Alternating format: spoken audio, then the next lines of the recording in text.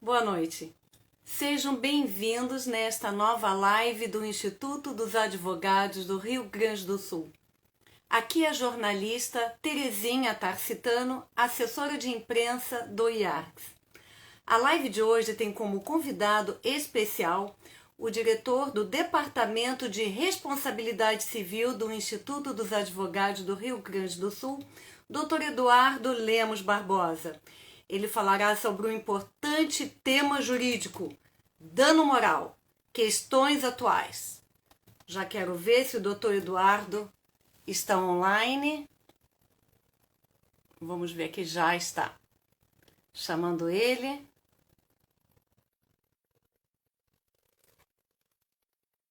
A querida amiga Melissa Teles Baruf já está online, também aqui nos prestigiando com a sua audiência. E aguardando aqui o Dr. Eduardo Lemos Barbosa, que eu já chamei.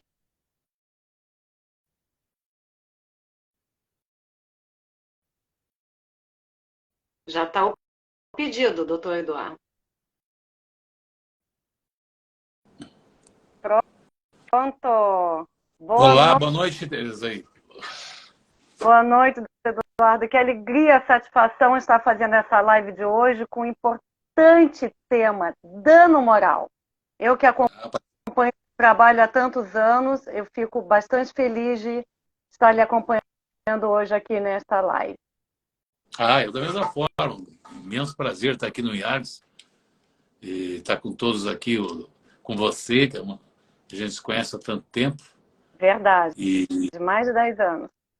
a instituição IARDS aí tão forte, poderosa, da nossa presidente Sulamita, né? Santos Cabral, então realmente é uma honra estar aqui nessa live. Que bom. Antes, eu gostaria de ler o seu mini currículo. Dr. Eduardo Lemos Barbosa, ele é mestre em Direito com apresentação da dissertação na Universidade de Santiago de Compostela, na Itália. É presidente da Comissão Nacional de Responsabilidade Civil do Conselho Federal da Ordem dos Advogados do Brasil. É presidente da Comissão de Responsabilidade Civil da OAB-RS. É o coordenador de interiorização da ESA Nacional, vice-diretor da ESA, conselheiro estadual da OAB-RS, diretor do Departamento de Responsabilidade Civil do IARS, autor de livros e artigos jurídicos, professor e palestrante. Com um mini currículo desse, que não daria para a gente poder falar todo ele, né? Já dá para ver que é bastante coisa. E depois nós vamos citar os seus livros. Acho importante citar, ou gostaria de citar agora seus livros? Não, você que sabe. Temos aqui, esse aqui, já que você falou de mestrado, né? Esse aqui foi a dissertação de mestrado aqui, de responsabilidade civil, né? Sim. Responsabilidade civil, a quarta revolução industrial da Human Juris. Um livro que teve bastante aceitação e modéstia à parte, um livro bem abrangente. Tem parte histórica da responsabilidade civil e chega até hoje na quarta revolução, né? Que é essa questão tecnológica, e realmente até teve uma bastante aceitação do público, né? Para citar esses dois. E, por último, esse aqui, até já estou anunciando, vai ser uma terceira edição, tá? Do História Não Contada, do maior acidente aéreo da aviação brasileira. Conheço bem esse livro. A História Não Contada do maior acidente aéreo da aviação brasileira. Um livro assim que marcou, que quase virou tema de filme, né? É verdade. Ainda em negociação, porque quem sabe, foi um né? caso muito emblemático, né? Foi um caso muito emblemático e que virou um livro, não é isso? Então. Um caso que eu atuei, né, como advogado para algumas famílias vítimas desse acidente, né, do dia 17/7/2007. E a partir dali, acabei, né, 10 anos depois, eu escrevi esse livro onde relata tudo que aconteceu, principalmente a reinvenção das pessoas, ali, das famílias, né, para conseguir tomar a vida depois daquela tragédia. Né? A doutora Eliane, acho que é Chalmers que se diz, nosso competente presidente da Comissão de Responsabilidade Civil da OABRS. Muitas pessoas aqui lhe saudando, lhe mandando um abraço. Minha querida amiga e colega da ESA também, e da Comissão Estadual aqui.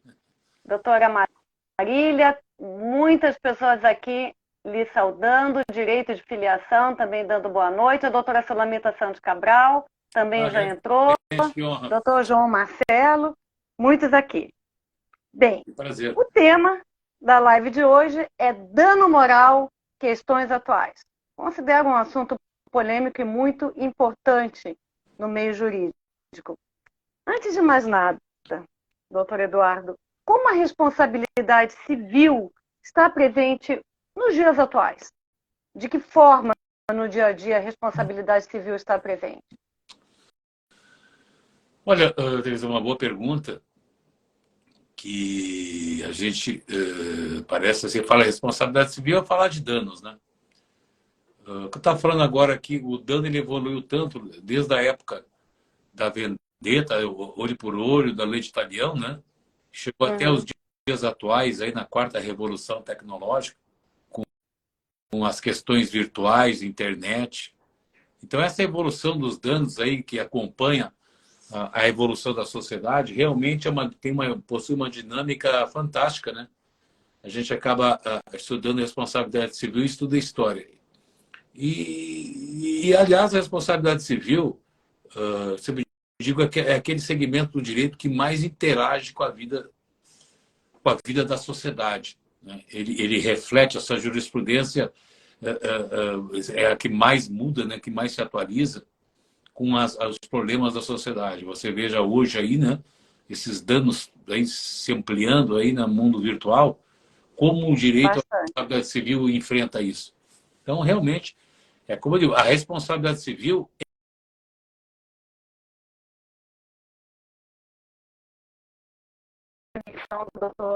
que interage tão fortemente ou tão rapidamente. E assim eu te respondo nessa colocação. É o tema, na minha opinião, de muitos doutrinadores aí, que é o que mais interage com a vida do dia a dia. Certo. Bem, falando agora sobre estatística, se a gente for fazer uma comparação da estatística nos processos de responsabilidade civil no Brasil, em que colocação ele estaria em termos de processos mais demandados, doutor? Boa colocação, Terezinha.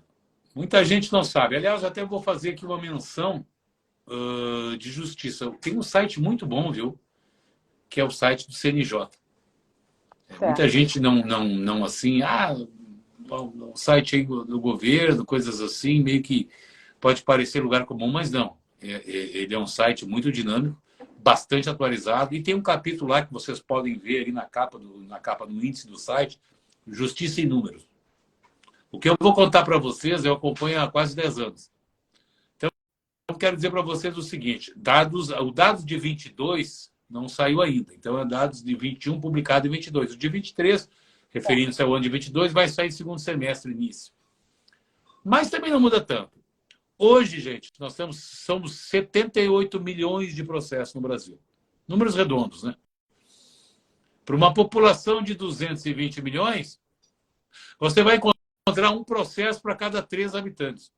Sabe, Tereza? Só a Índia tem mais processos que no Brasil, na proporção. Nossa. Nenhum outro país tem tantos processos assim. Dado bem curioso.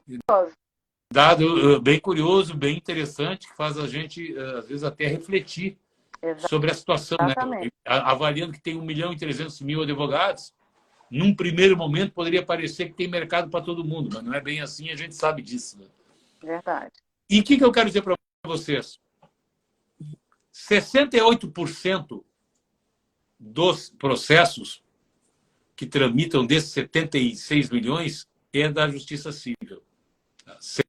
68%. 11% é da Justiça do Trabalho. Então, veja, 68 mais 11, vamos completar, 80% é Justiça Civil e Trabalho. O que eu quero dizer com isso? O segundo assunto mais demandado desses 80% é sobre danos ou responsabilidade civil. Portanto, na verdade, na Justiça do Trabalho, ainda o primeiro lugar é aquele que trata de danos. E na Justiça Civil, aquele de 68% de 76 milhões, o segundo lugar é danos no Código Civil e quarto lugar do assunto mais demandado do consumidor. Ou seja, ele é o assunto mais pertinente aí desses milhões de processos que a gente enfrenta no nosso dia a dia. Ele está presente em todas as áreas do direito, se até pouco tempo ele não existia assim tão presente em alguns ramos, hoje em dia ele está em todos. Então, em todos. É um dos assuntos, então, mais comentados no Judiciário brasileiro. É um dos assuntos mais demandados que existe, eu poderia dizer que é o segundo assunto mais demandado, praticamente, de modo geral. É incrível. E estando presente, Tereza, no civil, no trabalhista, na área de família, na área fiscal, todas as áreas. Em todas as áreas. Então, não tem como você fugir da responsabilidade civil / danos morais. Não tem como você fugir disso. Não tem. Olha aqui, a doutora Sulamita Santos Cabral colocou: saúdo o caro amigo doutor Eduardo, a jornalista Terezinha e todos que nos assistem. Doutor João Marcelo também, a doutora Melissa Teles Baruffi, parabéns ao IARGS e pela escolha do tema e do especialista convidado. Muitos aqui. Muito obrigado. Aqui é a doutora Marilene, Clara Marisa, Solange, muitos aqui. A doutora Neuza Bastos. Minha vice-presidente, doutora Neuza, Sim. quanta honra estar agora aqui. Só tem presidente, a Sulamita, Neuza, tá vendo? a própria Importante Melissa, live do nosso querido diretor da ESRS, presidente da Comissão Nacional de Responsabilidade Civil, da Comissão Estadual do ABRS e diretor adepto de Responsabilidade Civil do IARDS, isso mesmo. Doutor Jamil Banura também aqui, a doutora Maria Isabel Pereira da Costa, diretora do IARGS, tema muito relevante, está de parabéns o IARGS, inclusive pela escolha do palestrante. Doutora Neuza Baixa, de novo, tema muito importante sobre dano moral e questões atuais, mediado por essa competente jornalista Terezinha Tarcitano. Muito obrigada, doutora Neuza, sempre pelo carinho. Aprendemos muito com o doutor Eduardo Lemos Barbosa. Doutora Alice Kaiber, muito importante esse assunto. Enfim, são muitos comentários, se eu for ler todos, a gente não segue adiante. Doutor Eduardo, quero agradecer a todos que estão aqui me prestigiando a nós. E muito obrigado pelas palavras de todos aí, de tanto carinho aí, o presidente Sulamita, o presidente Neuza, a Melissa e todos aqui, a doutora Maria Cristina, né? Maria Isabel. Isso, doutora Maria Isabel Pereira da Costa. Maria Isabel Pereira da Costa, minha colega, obrigado também pela saudação e obrigado por estar nos prestigiando aqui. Doutor Isolda Borer também, lhe saudando, enfim. Obrigado, muito obrigado. Doutor Eduardo Barbosa, afinal, o que é dano moral? Em palavras assim, para poder definir, de uma forma geral. Olha, Terezinha, o que é dano moral é uma pergunta que já teve vários tipos de resposta. Exatamente. Ela, na verdade, já foi considerado... Vamos lá. O consenso hoje, uma conceituação mais moderna, que o dano moral é uma ofensa à dignidade da pessoa humana. Que é aquele princípio constitucional previsto no artigo 1º, inciso 3º da Constituição Federal. Né? Diga-se de passagem, muita gente, a gente fala de dano moral, mas você sabe que o dano moral tem previsão legal, não faz tanto tempo assim, veio com a Constituição de 88. Nem é tão velho assim, tem aí 35 anos, né? Corrija aí. Sim. Não é uma situação assim que está lá atrás, o dano, não. O dano moral, exatamente, ele veio lá com a Constituição, no artigo 5º e 10º, onde tem a sua previsão legal. Então vejam que é uma situação relativamente nova, em termos de direito, 35 anos, né? Então, enfim. Houver vários, já teve também, muitos acham que mais anteriormente, que seria a dor, a angústia, a humilhação que a pessoa sofre.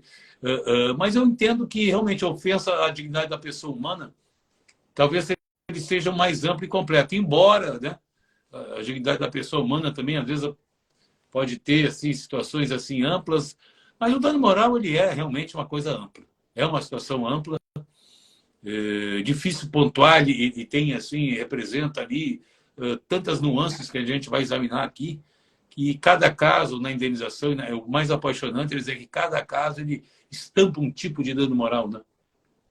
E as novas etiquetas Verdade. dos danos, né, os novos danos, como o desembargador professor Dr. Eugênio Fachin anuncia sempre. E nessa vertente eu considero que a ofensa à dignidade da pessoa humana talvez seja o conceito mais amplo. Perfeito. Tem um questionamento que eu acho que é muito válido e que o senhor costuma falar bastante em artigos e lives. Quanto vale uma vida? É um tema, assim, apaixonante, né? Porque não existe um valor para uma vida. Para uma pessoa que perde alguém num acidente de trânsito ou num acidente de trabalho, não é verdade? Então, é um tema que o senhor costuma debater bastante. Sim, E é gostaria verdade. de ouvir sobre isso. Isso rendeu bastante aí, né? Congressos e palestras aí por esse Brasil. Quanto vale Verdade. uma vida? Porque eu Quanto tenho, vale uma vida? assim, uma situação. Aliás, diga de passagem, eu sei que a gente possivelmente vai abordar isso mais na frente, mas o que me revolta no Brasil é o valor das indenizações baixas. A gente vai chegar nesse assunto. Eu vai chegar, mas não deixa de ter É. um pouco Aham. né, fazer um lince, uma conexão, porque realmente quanto vale uma vida? Não tem preço. Não tem preço. Sem dúvida que não tem. Em vez da indenização, os familiares das vítimas, digamos, as pessoas próximas da vida, queriam voltar atrás, queriam que a pessoa estivesse viva, no caso, né? Vamos falar de morte, se fosse, já que a gente está falando de quanto vale uma vida, eles trocariam qualquer valor por ter aquele ente querido de volta. Mas, em razão do dano causado, aquele Exato. familiar tem direito a uma indenização. Isso não é pedir dinheiro emprestado, nem nada. Existem previsões legais. Às vezes, os familiares, as pessoas ficam constrangidas. Não, mas eu estou com a dor, parece que eu vou trocar aquela dor pelo dinheiro. Não. Você não vai fazer trocar dor pelo dinheiro, ou eu sou interesseiro que busco. Absolutamente. A pessoa tem direito, os familiares têm direito a uma indenização para aquele ente que perdeu. E a quanto vale uma vida vai ser construída, depende muito do advogado. É fundamental uma construção de um processo ou de uma inicial assim bem robusta, onde se consiga o advogado demonstrar toda a dor que os familiares das vítimas têm, possuem, sofrem. Muitas vezes, essa dor, na verdade, aliás, muitas vezes, eu diria quase todas as vezes, nem acaba. Ela pode ser Nunca acaba. amenizada, É um luto mas ela finaliza. eterno, É porque a quase que um luto pessoa eterno. perde a vida de uma forma abrupta, não é? Então, é difícil, deve ser muito difícil, realmente. Nos casos que eu atuei, eu sei que a gente vai falar, tem mãe que perdeu o filho, isso jamais vai curar essa dor, né? Por exemplo. Mas, uma coisa eu digo, por experiência, esses processos indenizatórios, desde que eles tenham aí, digamos, um êxito, entre aspas, né? Não virem um calvário na justiça, mas, de alguma maneira, ele ajuda no luto, no fechamento do luto, entende? No fechamento, entre aspas, mas ele digamos assim, que ele auxilia para a pessoa se reinventar e tentar conviver com o prejuízo da dor. Então, quanto vale uma vida? Depende muito do advogado, da construção que ele faz, daqui a pouco demonstrar que a pessoa está com, através de laudos psiquiátricos ou psicológicos, a É pessoa tem um isso ciclo, que eu ia dizer. a dor. Essa questão do luto, a dor do luto, que provoca um problema psicológico, psiquiátrico, muitas vezes, que leva até para toda a vida, com crise de pânico. A gente ouve muito caso a respeito, não é Sim, verdade? sim, sim. Eu já tive clientes que tentaram até o suicídio, né? Por conta da perda, né? Mesmo passado já um bom tempo. As datas também, sempre quando chega uma data perto da morte, São emblemáticas. vive um verdadeiro drama terrível quando chega próximo da data. Agora mesmo acabei de receber até uma cliente minha que perdeu o marido, aí, famoso inclusive, aí, num acidente de uma banda. Até acho que você viu aí na mídia. Sim, E, claro. e aí ela agora casualmente, acabou de me mandar, dizendo que faz um ano, agora em maio, acho que até sábado, talvez. Então, essas pessoas vão viver com isso sempre. Então, existe a balança. O agente causador, ninguém está dizendo aqui que o agente causador quis fazer aquilo, né?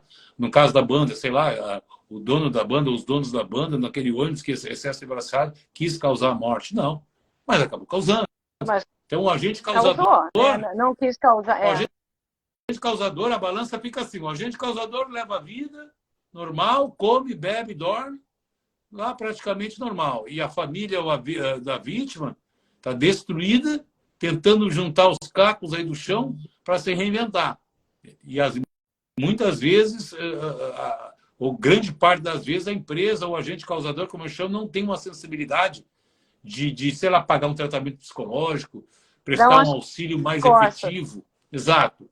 Infelizmente, a gente vê uma indiferença daqueles que podiam auxiliar, porque, via de regra, ainda quem morre é mais desfavorecido financeiramente. E não vem um auxílio, uma compaixão, que é do mínimo do ser humano. Vem ao contrário. Situações de indiferença, de distância e contando dia a dia para prescrever o direito daquele... Somente, né, por via judicial, não é, doutor? Por isso aqui que, olha, a doutora Ana Lúcia Piccoli, que é diretora do IARGS, colocou: doutor Eduardo é o melhor neste tema.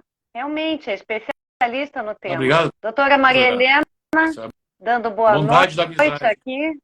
Juliana Fontoura, muitos aqui lhe saudando. Doutora Miriam Souza, os valores das indenizações baixou muito. Me parece, pelos julgados, que existe uma tabela fixando os valores. Doutora Beth Chiara também, dando seu boa noite. Matheus, Adriana, Maria Isabel Pereira da Costa. Ela está dizendo aqui que está com problema na internet, está indo e vindo. Bom, não tem problema. Doutor Eduardo, a gente pode falar um pouco dos casos mais emblemáticos, né? Ao longo aí da sua trajetória, tratando especialmente da questão de indenização e dano moral. Eu acho que o da TAM seria o mais emblemático, porque foi quando o senhor iniciou realmente nessa carreira, né, de indenização. Que tal falar um pouquinho sobre esse caso da TAM? Foi 17 de 7 de 17. 17 de 7 de 2007. Muito 7, né? Que coisa. 27. Número meio cabalístico. Me fala sobre essa data, o que aconteceu a partir daí? A partir do momento que o senhor entrou nesse caso. Bom, eu nessa época, Terezinha, eu atendia mais direito de família. Civil e direito de família, né? E por conta de um divórcio que eu fiz, a cliente me procurou no dia 17/8/2007. Ela estava no meu escritório, finalizando lá uma situação que eu até consegui um acordo lá com o ex-marido dela, e aí ela me convidou para ir numa missa. Digo, missa? E aí eu perdi meu irmão, um executivo, até posso falar aqui, não tem um executivo da Gerdau, num voo aqui, esse 17/7, um voo que, para quem, se é que tem alguém que não saiba, saiu de Porto Alegre para São Paulo, Salgado Filho e Congonhas. Ele pousou na pista um pouco mais na frente do que deveria, acabou deslizando e virando à esquerda, batendo e explodiu num prédio da TAM na 23 de maio, matando 199 pessoas. E eu fui nessa missa, então, de 30 dias, né? Uma igreja aqui de Porto Alegre, e lá eu conheci os pais dela, minha cliente, né? E pais da vítima e irmão dela. Né? E aí ali estava toda a diretoria da empresa Gerdau e tal, prestando solidariedade. E ali, então, eu fiquei conversando, me lembro como se fosse hoje naquela igreja, uma igreja evangélica aqui na zona norte da cidade. Acho que, Terezinha, a missa era das 6 às 7, acho que até umas 10 da noite, ou 9, um pouco da noite, nos degraus da igreja, vendo toda a dor da mãe, do pai, assim, de uma maneira muito intensa. Eu nem consegui dormir aquela noite. No dia seguinte eu fui lá na casa deles para conversar mais a fundo. Acabaram assinando um contrato comigo de honorários de procuração, e ali eu comecei a mudar a minha vida de forma realmente efetiva, né? De uma forma forte. Só que eu nunca tinha feito uma indenização na vida desse porte, né? Nem parecido. E realmente eu estava ali meio, confesso, assim, meio perdido, assim, exatamente no que fazer, né? Até que um dia um colega aí me indicou, me informou que no Hotel Sheraton aqui em Porto Alegre estava um escritório dos Estados Unidos, um escritório famoso, que na verdade o escritório Mesio Vittoy, que fez o mesmo daquele filme da Erin Brockovich, não? Sim, Da Julia Roberts, de bem conhecido. 1999, que trata sobre uma indenização que foi até uns 10 anos atrás a maior indenização da história dos Estados Unidos. Esse escritório patrocinou essa indenização para mais de 500 pessoas. E esse escritório estava em Porto Alegre, através de alguns representantes, fazendo o quê? Querendo angariar famílias para patrocinar a indenização do acidente da TAM nos Estados Unidos, na Corte de Miami. Por quê? Porque existia um americano chamado Ricardo Tazoy que estava nesse voo. Então, por conta da cidadania americana dessa vítima, que morava em Miami, eles tinham uma tese de que mover a ação nos Estados Unidos, carregando a família dessa vítima como primeiro, e quem quisesse dos brasileiros poderia, né, digamos assim, colar tipo num litisconsorte e ali tramitar esse processo indenizatório. Os Estados Unidos é outro sistema jurídico, ordenação, common law, não é um civil law. O common law é um sistema muito mais econômico, não tem quase recursos, se baseia mais na jurisprudência. É mais rápido, bem mais rápido. E lá quem julga é júri. São pessoas, eu, você, não é um juiz assim no primeiro momento. E os valores são muito, mas muito mais elevados. Por conta disso, eu fui nesse hotel, expus o meu caso aí, que tinha essa família, e eles, não, interessante, tal. E aí eu fui pegar o consentimento da família, se caso quisessem, né? E eles, coitados, os pais, olha, o que você fizer, Eduardo, está bem feito, eu só queria ver meu filho, eu nem quero dinheiro. A mãe dele me falou, eu nem estou interessado muito em valores, eu quero só o dia de eu encontrar meu filho, né? E aí eu voltei nos americanos e comecei com eles um relacionamento que eu falei que eles estavam interessados, só que aí eles me propuseram a eu trabalhar com eles. Eu saí da zona de conforto, se é que podemos chamar assim, né? Que eu me encontrava, largar tudo e trabalhar com eles, nesse caso, Com uma abordando mais associação. como uma parceria/associação, visitando clientes ou famílias de possíveis clientes, já que morreram 199, e era lá por agosto, final de agosto, setembro, ainda tinha bastante famílias, digamos, perdidas, né, no sentido da indenização. Aí eles me propuseram de eu largar tudo e ser sócio deles. Né? Eu me lembro que eles me propuseram numa quinta, e eu disse, quanto tempo eu tenho para responder? Até amanhã, na sexta. Que eu tinha que largar o meu escritório praticamente, e ir com eles nessa sei lá, chamar como, viagem, né? Eles bancariam as custas, mas seria tudo uma coisa incerta. Mas, por fim, eu já tinha tido uma afinidade, conversei com eles e acabei dando ok, né? Viajei para os Estados Unidos antes de fechar o contrato, lá para conhecer o escritório deles em Los Angeles e da Poderoso, um outro escritório parceiro também que trabalhava nesse caso, menos famoso, mas eficiente, em Miami. Assinei contrato de parceria e começou a minha trajetória, né?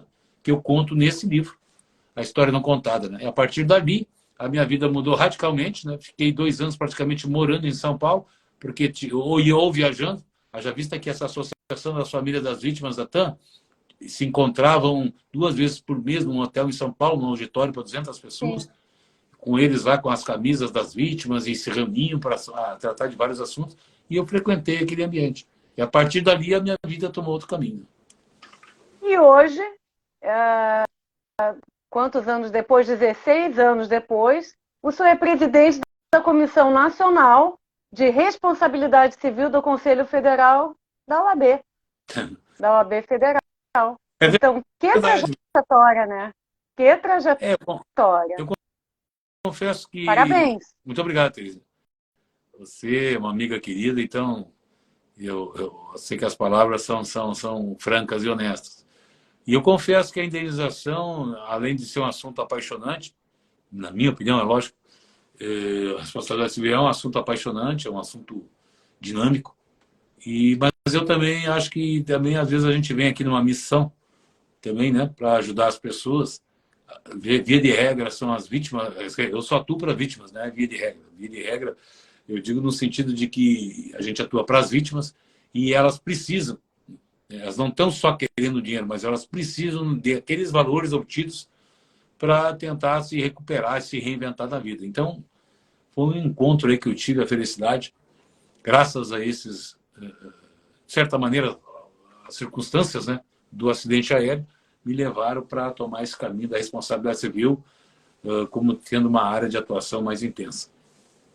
A doutora Neuza Bastos, vice-presidente da UABRS, colocou: parabenizo o doutor Eduardo pelo tema e a condução pela jornalista Terezinha Tarcitano e cumprimento a todos os colegas que acompanham esta live, mas me retiro para ingressar em uma reunião. Viu? Muito obrigado, doutora Eliane. Prestigiar a nossa live aqui, querido presidente. Faz um excelente trabalho também à frente da nossa OAB, né? Com grande destaque, né? Era o presidente Leonardo. Aliás, hoje tiveram uma grande vitória, aí, com um aumento de 103% na tabela dos honorários. Verdade. Uma situação realmente marcante, histórica, nos quase 100 anos da OAB. Essa gestão aqui, ao qual a gente tem a honra também de dar sua colaboração. Tá de parabéns, presidente Leonardo, presidente Neuza, por essa vitória. Teremos uma reunião almoço do IAS depois de 3 anos. Depois eu vou falar sobre o convidado especial. A doutora Eliane Chalmes colocou: essa palestra é uma grande aula. Doutora Elizabeth Chiara, parabéns, doutor Eduardo. Obrigado. A doutora Melissa Teles Baruffi, tenho muito orgulho deste colega que me inspira e é muito colaborativo. Parabéns à jornalista Terezinha Tarcitano, muito obrigada. Vamos falar um pouco agora por que os valores das indenizações no Brasil são tão baixos em comparação. A que se deve isso? Seria uma questão relacionada a quê, doutor? Olha, essa pergunta tem me perturbado aí ao longo da minha trajetória aí desde 2007. Né? Por quê? Por quê? Todo respeito, né, aos julgados, magistrados, julgadores em geral, mas por que são fixados valores tão baixos? Muitas vezes, a grande parte das vezes, a capacidade econômica da outra parte não é sequer afetada. Né? Quer dizer, não chega a ser uma situação assim que sempre tem que se considerar alguns pontos. O dano, a capacidade econômica do ofensor, né? A dor do ofendido, enfim. Contendo tudo isso, ainda assim os valores, aí, no 80% dos casos, são baixos. São valores assim, que chegam a ser quase ofensivos. Por quê? Eu me pergunto também. E acho que é um pouco de questão, uma questão um pouco social, um pouco barra cultural. Existe há uns anos atrás, nem tanto tempo assim, mas não sei se lembram, você talvez lembra, embora jornalista, mas tão atuante no meio do direito, tinha aquela história da plantada, diga-se de passagem, plantada por interesses, do dano moral, da banalização do dano moral, da indústria do dano moral. Agora eu me lembrei, não sei se você lembra. Indústria do dano moral, durante um bom tempo se jogou isso aí na mídia, né? Que geralmente os bancos largaram isso, né? Tinha muita ação contra banco, a banalização, a indústria do dano moral, onde era visto o dano moral, pedidos dos advogados todos exorbitantes, todos eles sem muito fundamento para extorquir a outra parte. Por um bom tempo isso foi jogado. Estou falando disso, sei lá, 20 anos atrás, né? Se não me fala a memória, por aí. Final dos anos 90 e início de 2000.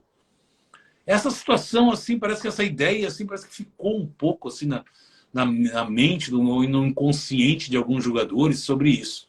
Não vou dar muito. Imagina, como é que eu vou dar aí 500, 600, 700, 800 mil, 1 milhão por uma morte? Aí fica aquela com mais preocupação do enriquecimento, né, ilícito que a vítima do que propriamente fazer justiça. Então, na minha opinião, é um pouco de cultural, de preconceito. Um preconceito que os familiares da vítima não podem se enriquecer. Ajudado por lá atrás essa indústria do dano moral, cultivada e divulgada. que faz com que essas indenizações sejam baixas, que sejam realmente que não conseguem atender à justiça. O nosso ministro saudoso aí, que nos deixou, Paulo de Tarso São Severino, né, tão precocemente aí no mês passado, que aqui eu já faço minha homenagem à família dele, aí, realmente uma tristeza enorme a todos nós aí que trabalhamos com direito, ver um jurista vindo daqui, né, e alcançado mais alto posto praticamente da carreira, mas ele, por exemplo, era um julgador emérito de responsabilidade civil. Eu tive a honra em vários eventos de congresso civil, e não quero manter aqui em confidências assim desagradáveis, mas ele era um defensor de indenizações mais elevadas. Ele, com a sua justiça ímpar, era um defensor, que a vítima recebia pouco. Ele criou, inclusive, o método bifásico. O que é esse método bifásico? É onde, primeiramente, se estuda a que ponta, de começo a fim, esse caso se enquadra em que parâmetro jurisprudencial. Um exemplo, se é morte no STJ, se conseguir de 300 a 500 salários mínimos, né, para cada familiar. Aí se enquadra ela nesse perfil e aí depois vai ver o caso concreto, se realmente é para 300, se é para 400, para quem. Esse é o método, claro, contando aqui rapidamente, já rendeu livros e artigos, mas era o método que o ministro Paulo de Tarso São Severino criou, na verdade. Mas eu, como todo o advogado, a gente tem que ser lutador, tem a esperança de modificar isso, de alterar esses valores tão baixos, né? Principalmente através, muitas vezes, a mídia ajuda bastante. A mídia, quando divulga assim, alguns resultados, assim, ela surte efeito. Isso eu vi até nos Estados Unidos, quando tive a oportunidade, no caso da TAN, de ir lá, fui lá mais de 6 ou 8 vezes, e vi isso. Né? Então, alguns elementos que a gente tem que lutar, fazer uma inicial bem grande, eu digo com bastante conteúdo, daqui a pouco um laudo psiquiátrico, que demonstre aquela dor horrível do familiar da vítima. Né? E, enfim, são esses elementos para ver se a gente consegue mudar essa mentalidade tão horrível, tão, assim, aviltante. Outro dia, por uma vítima de estupro, que eu não vou dizer aqui, foi ela, vítima, foi estuprada por falta de segurança numa determinada instituição que eu não vou revelar. Você sabe, eu pedi uma indenização para ela no primeiro grau, depois a gente conseguiu reformar bastante. Mas no primeiro grau, você acredita, Tereza, e todo mundo que está nos assistindo aqui, foi dado para ela o valor de R$60.000. Para ela tentar se reinventar com dano moral, com tudo que ela sofreu por falta de segurança dessa determinada instituição comprovada, a procedência da ação foi dada. Ela foi sequestrada de dentro daquele local e acabou sendo violentada por conta e culpa da instituição que não ofereceu segurança. E o juiz... No estacionamento. Isso aí saiu divulgado. Aí, foi bem divulgado. Bem divulgado, né? O Marco Antônio Berfil, Espaço Vital, um que divulga bastante nossos casos. E o juiz deu R$60.000. O pai e a mãe dela, que ficaram obviamente arrasados, ganharam 15. Os irmãos, que por também o dano moral ricochete, né? Consagrado já, desculpe, ganharam 5.000. Tudo somado, Terezinha, não dá R$100.000. Um juiz de primeiro grau. O que nos revolta, o que chocou a vítima. Porque é óbvio que ela não está atrás do dinheiro, o dinheiro vai melhorar a vida dela. Não é isso. Mas o dinheiro vai ajudar ela, sim. Ela vai ter alguma vingança, alguma coisa para ela recomeçar a vida dela. Agora, depois de tudo, tratamento psicológico. Exato. Ganhar um valor que, em alguns casos, a gente consegue até por perda de bagagem de casal, que eu já consegui perda de bagagem de casal em lua de mel, 30.000 para cada. Como é que pode ter um critério desses? Graças a Deus, diga-se de passagem, a 10ª Câmara aqui do TJRS reformou e esses valores foi multiplicado por 5. Né? Mas a gente fica chocado e até com vergonha, como eu senti, para ter que transmitir para ela que aquele juiz lá da cidade dela tinha dado esse valor bizarro. Eu me senti com vergonha de falar aquilo. Então, é isso, né, Tereza? A gente é uma luta incessante. Olha, a doutora Miriam Cardoso Souza colocou: os juízes falam muito na industrialização dos danos morais. Doutora Maria Helena, parabéns ao doutor Eduardo pelo brilhantismo de seu trabalho. Muito obrigado, doutora Marina. E muitos outros aqui também lhe saudando. Doutor Obrigado. Eduardo, como é que funciona o dano moral na área trabalhista? Alguma inconstitucionalidade? Sim, que boa pergunta, Terezinha.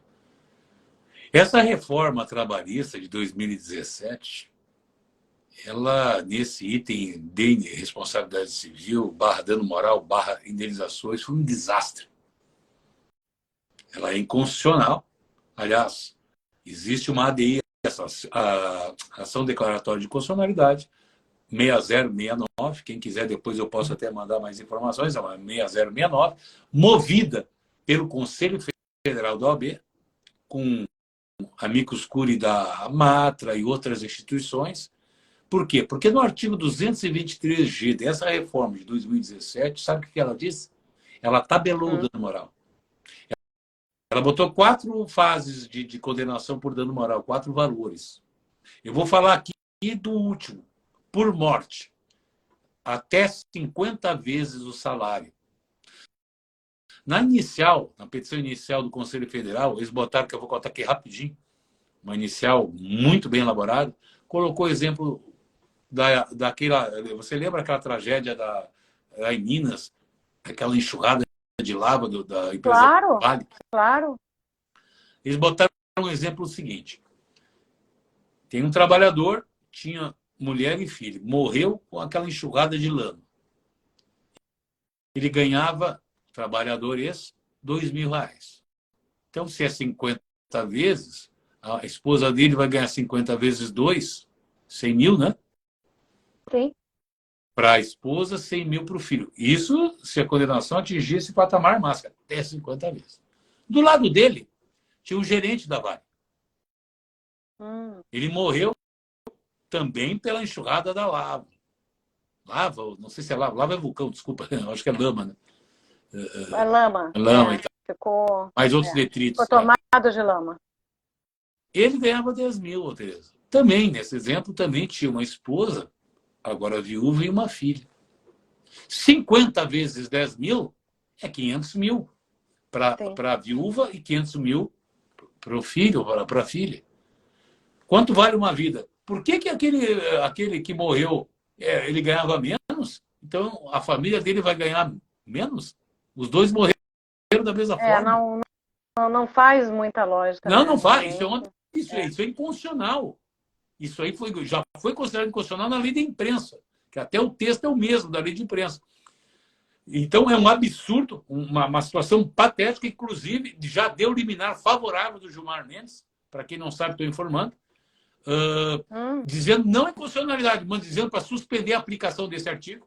E naquele dia do julgamento do ano passado, em outubro, e nós estamos atentos ao julgamento, também trabalhando nisso, naquele dia do julgamento foi pedido vista pelo ministro Cássio Marques. Mas, se Deus quiser, vai ser reformado esse artigo. Esse é a situação que você falou do dano moral no trabalhista, que é essa absurda. Embora alguns juízes não acolhem isso aí, tem previsão legal? Tem.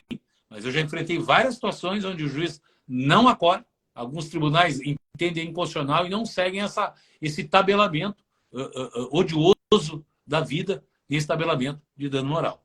Mas, se Deus quiser, nos próximos, ainda esse ano, deve cair. Esse assunto realmente é muito polêmico. Eu gostaria de lhe pedir as suas conclusões finais, mas antes eu gostaria de dar alguns recados do IARC. O IARC ele está com uma variada programação, tanto presencial quanto online. Vou dar só alguns recados, tá bem, doutor Eduardo? O artigo dessa semana é da associada doutora Gabriele Spencer, pós-graduada e mestre em Direito Público. Ela abordou o tema proteção dos bens transindividuais no sistema processual brasileiro contemporâneo. E o artigo da próxima semana será da associada do IARC, também a doutora Laura Afonso da Costa Levi, mestre em bioética. ela vai abordar o tema bioética e esporte, uma análise da autonomia do atleta de alta performance. Os artigos estão publicados tanto no site quanto no blog em Estudos Jurídicos. E nessa terça-feira foi realizado o tradicional grupo de estudo de direito de família na sede do Instituto dos Advogados do Rio Grande do Sul. E a convidada foi a advogada Renata Santa Maria, advogada de família e sucessões, mestre em Direito e presidente da Comissão Especial de Direito de Família e Sucessões da OAB-RS. Ela palestrou sobre o tema Direito de Família e o julgamento com perspectiva de gênero. O material já consta tanto no site quanto no blog do IARG. E o Instituto conta agora com um novo diretor, o advogado e professor Darcy Guimarães Ribeiro, que foi empossado ontem como diretor do Departamento de Direito Processual Civil. Material também no site e no blog do IARG. Em relação aos cursos, o IARG, por meio do Departamento de Direito Civil, está promovendo o curso Lei Geral de Proteção de Dados, dos Fundamentos Teóricos à Prática, a partir do dia 16 de maio, às 16 horas, pela plataforma Zoom do Instituto. O curso será ministrado pela professora Renata Pose Kretzmann e tem como principal meta a compreensão de conceitos básicos e gerais para o início de estudos específicos e aplicar a LGPD em sua atividade jurídica. A próxima live, inclusive, vai ser com a doutora Renata Pose, no dia 9 de maio, sobre esse curso de aperfeiçoamento LGPD. E a mediação vai ser feita pela Ana Amélia Prates na próxima terça-feira. Está em andamento a oficina da petição inicial em sua segunda edição. A próxima aula vai acontecer no dia 15 de maio, via plataforma Zoom do IARG. Mais informações no setor administrativo do Instituto. E a tão esperada reunião almoço vai retornar agora neste mês, depois de 3 anos, no próximo dia 17 de maio. O senhor já está convidado, doutor Eduardo. Estarei presente. A partir das 12 horas, no Salão Germânia, localizado na Avenida Independência, Centro Histórico de Porto Alegre. E o palestrante convidado é o presidente da OAB-RS, doutor Leonardo Lamacchia, que vai falar sobre a OAB-RS e a sociedade. Convites na secretaria do IARG. Todas as lives e videopalestras estão disponíveis no canal do YouTube. Para acessar, basta pesquisar pelo nome Instituto dos Advogados do Rio Grande do Sul ou IARG. Aproveito e convido a todos para se inscreverem no canal do YouTube e clicarem no sininho para receber as notificações. E estamos assim nas redes sociais do IARG. Instagram com 3.818 seguidores, Facebook com 3.260, Twitter com 569 seguidores e canal do YouTube com 1.200 inscritos. Um verdadeiro sucesso. Doutor Eduardo Lemos Barbosa, antes eu gostaria de ler aqui a doutora Miriam Cardoso, seguindo no do doutor Eduardo, obrigado por compartilhar o conhecimento e parabéns à jornalista que conduz a live. Obrigado. Muito obrigada. Doutora Ana Lúcia Piccoli colocou palestra excelente, parabéns ao doutor Eduardo. Obrigado, e tantos outros aqui também lhe parabenizando, doutor. Muito obrigado. Suas considerações finais sobre esse tema tão, vamos dizer assim, polêmico, mas real. Não é isso? Para todos que estão aqui. Doutora Gisele Cabral, excelente explanação, doutor Eduardo. Se me permite... Está com a palavra. Pois não, obrigado. Hein? Se me permite, eu só queria falar uma coisa, até porque tem a ver com tudo, que nós colamos aqui valores de indenizações baixos, quanto vale uma vida, mas tem uma situação nocível, só para voltar aqueles 67% dos 76 milhões, né? Sim. Que é quando o Código de 16 de processo civil obrigou o advogado a colocar o valor, quantificar o dano moral no inicial. Até então não era necessário, mas a partir da promulgação desse código, o artigo 292, inciso 5º, obrigou o advogado a botar o valor do dano moral. Eduardo, mas por que o que isso engloba? Não, isso tem uma situação bem perigosa. Esse é o termo. Em primeiro lugar, o dano moral é subjetivo. Se eu entrar, Tereza, num acidente, vamos lá, falar aí da TAM, podia dar outro exemplo. A mãe que perdeu um filho num acidente da TAM, que valor eu botaria de dano moral para ela? É lógico que não tem valor, não tem valor. Sim, mas digamos que eu tenho que colocar o valor. Eu vou botar, digamos assim, no mínimo, uns 500 salários mínimos. No mínimo. E eu até botaria 1.000, mas botaria 500. Se eu botar 500, se ela não tiver assistência judicial gratuita, eu vou ter que pagar custos. E como é que eu posso botar 500 se não, o dano ainda está existindo? Ele não finalizou no dia que eu distribuí aquela ação. Então, ele ainda está em construção, não tem como eu quantificar. E até porque também é subjetivo, não tem como eu quantificar. Não existe dano moral definido, para cada caso é um X. Então, essa obrigatoriedade, ela também está sendo contestada. Nós colocamos um projeto para derrubar esse inciso, voltar como era antes de 16, lá no Conselho Federal da OAB, certo? Estamos trabalhando bastante com a ajuda, inclusive, do Dr. Cláudio Lamato, com o presidente Beto Simonetti, para virar ir à votação do Conselho Federal. Já tem parecer favorável da comissão do CPC para derrubar esse inciso desse artigo, o inciso 5º do 292, né, do CPC, que obriga o advogado ao dano moral, porque até o acesso à justiça, aí ele inibe o acesso à justiça em razão de custas, e a inconstitucionalidade também de colocar um valor ali, numa situação completamente subjetiva, né? Exato. Então, nossa pretensão é que, ao longo do processo, o juiz arbitre, de acordo com as provas, a instrução do processo todo feito. Só quero colocar isso, porque isso, na minha opinião, depois de 16, assim como a reforma trabalhista de 17, ainda veio inibir ainda mais os valores de condenação de dano. Ainda com esses dois itens, o da reforma e o tabelamento, e esse da quantificação na inicial do dano moral possível, ainda veio ainda mais a inibir valores mais elevados. Então, como eu digo, as vítimas no Brasil parece que tem que ter uma ajuda divina para superar tantos entraves legislativos, tanta questão cultural, achar que agora, se eu perdi um ente querido, 500 salários mínimos eu vou ficar rico. Esses entendimentos assim inacreditáveis que muitos ainda possuem. Então, a nossa batalha é grande, não só a minha, como de outros também, que mexem direto com a responsabilidade civil, de alterar isso, de fazer uma indenização mais justa para aquele que perdeu, ou para aquele que teve um desconforto, ou para aquele que, né, teve uma injustiça e que merece ser reparado. Porque por isso que eu preveni no início que seria um tema bem polêmico. E a gente viu, como eu falei, 76 milhões de processos e os danos tá ali presente, tá nas primeiras colocações. Então, gente, vamos participar. Eu fico à disposição aqui nas minhas redes sociais. Não sei se pode dizer ou eu digo. Quem quiser, pode, por favor, pode. Bato papo bastante, trocamos até informações, e já mandei aí alguns julgados. Bom, no Instagram é @LemosBarbosaEduardo. Né? Tem um site também, né? eduardobarbosaadv.br, eduardobarbosa.adv.br, né? Temos essas duas redes sociais, estamos aqui também, até no TikTok já temos também com vários vídeos, né? Que tá aí também tem YouTube, né? Canal do YouTube também. Canal do YouTube também. Então, quem quiser trocar uma ideia em relação a valores ou questões que sejam da responsabilidade civil, fiquem à vontade aí que a gente vai interagir com vocês.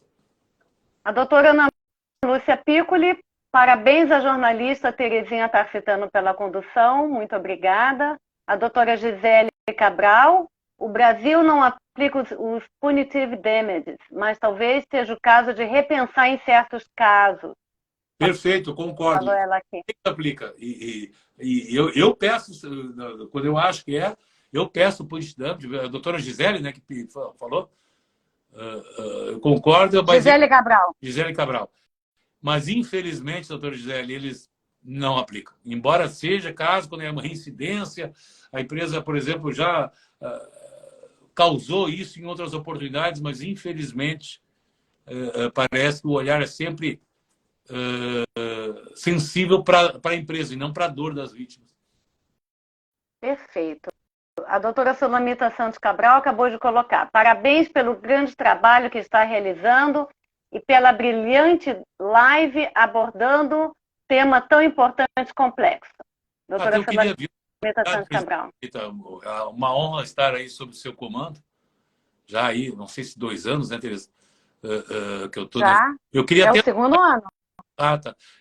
Eu queria até anunciar que nós vamos divulgar nos próximos dias, como a minha pasta aqui no IARGS, e que muito me orgulha da responsabilidade civil, estamos finalizando uns nomes para nós fazermos o nosso curso de responsabilidade civil do IARGS. Eu já anuncio que vai ser palestrante Flávio Tartucci, Tereza Ancona Lopes, Nelson Ronzeval, entre 3 aí, Pablo Stouze. Estamos aí vendo aí qual é a melhor data para, em seguida, anunciar esse curso de extensão de responsabilidade civil no nosso querido IARGS. O doutor Pedro Klessman. O doutor é fera. Parabéns pela entrevista. Doutora Clara Marisa dos Santos, parabéns pela live. Conteúdo muito importante. Terezinha e doutor Eduardo. Então, doutor, live realmente sucesso, como eu já esperava que fosse, um tema realmente muito importante. Só me resta agradecer em nome da doutora Sulamita Santos Cabral. A doutora Sulamita Santos Cabral acabou de dizer que notícia excelente em relação ao curso, né? Ela Sim, já claro. ficou empolgada. Então, Não, já estou vendo que dentro dos próximos dias vamos estar anunciando aqui um curso do doutor Eduardo. Doutor Gomes também, excelente live, doutor, lhe dando um abraço. Muito obrigada pela sua contribuição de hoje. Live espetacular, parabéns pela preleção. E em nome da doutora Sulamita Santos Cabral, agradeço pela sua participação e de todos que estão aqui nos assistindo. Essa live mais tarde já vai estar no canal do YouTube do IARGS. Muito obrigada e boa noite a todos. Obrigada, doutor Eduardo. Obrigado, Terezinha, pela sua condução sempre tão brilhante e eficiente. Você que é uma jornalista notável, já com nome aí no nosso meio. Ela não é advogada, viu, gente? Ela sabe, mas ela não é advogada. Jornalista. E também aqui ao IARGS, essa casa fantástica aí da Advocacia Gaúcha, sua presidente Sulamita, essa lenda aqui do nosso direito tão querida por nós advogados e advogadas. Foi um prazer imenso estar aqui. Muito obrigado a todos e a todas que me prestigiaram, nos prestigiaram, né? E espero revê-los logo em breve, quem sabe não, logo a seguir no nosso curso de responsabilidade. Maravilha. Estaremos anunciando. Mais um recadinho aqui da doutora Isolda Boria. Excelente live, parabéns. Doutora Marilene, boa noite, parabéns. Doutora Sulamita, parabéns. Terezinha, muito obrigada, gente. Que público maravilhoso. Maravilhoso. Obrigada. E daqui a pouquinho já vai estar postado no canal do YouTube. Um abraço a todos, boa noite. Legal, valeu, boa noite.